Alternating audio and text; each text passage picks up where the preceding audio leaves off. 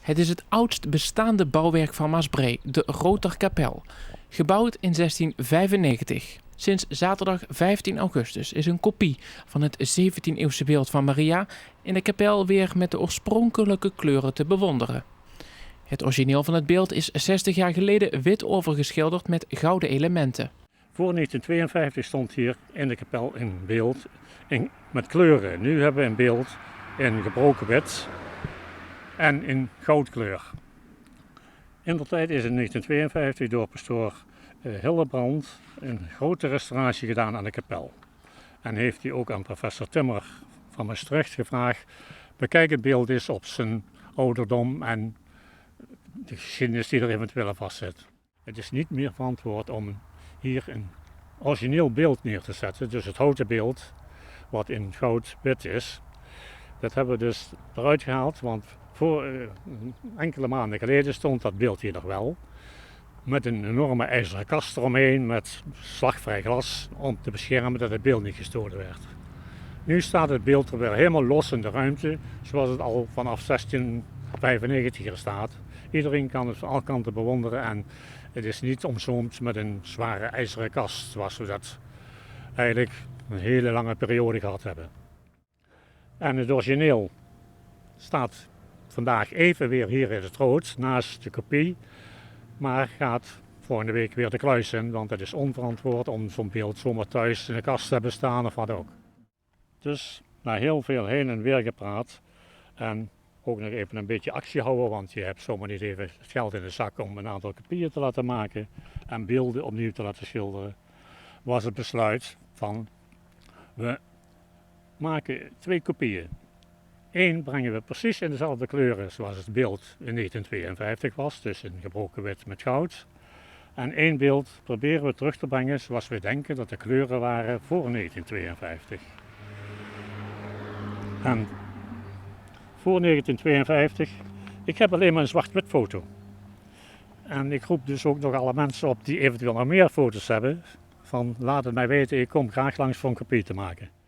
Ja, het specifiek bijzondere aan het originele beeld is, vind ik dan, dat het beeld 1695 bijna op dezelfde dag gemaakt is als het beeld als de kapel hier in het rood.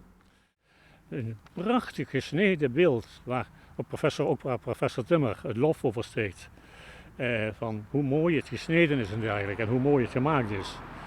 Maar iets echt specifiek, het is gewoon eigenlijk een uitbeelding van moeder en kind. De Maria van Maasbree is afkomstig van de Mechelse kunstenaar Nicolaas van der Veken. Hij maakte beelden in steen en hout en ivoren kruisbeelden en staat bekend om zijn verfijnde Christusbeelden. Van de beeldhouwer Nicolaas van der Veken meer beelden kent. Ik zeg altijd, hij heeft een knappe vrouw gehad. Want vaak stond de vrouw model voor een beeld te maken. En waarschijnlijk had hij ook een kind, dus zijn vrouw en kind vind je in talloze beelden van hem terug. Daarbij is dit een van de weinige mooie madonnas die gewoon een hele steriele uitstraling heeft. Vaak zie je van een neerslachtige moeder of een bedroefde moeder of zoiets. Maar het heeft een prachtige uitstraling, ook het kind.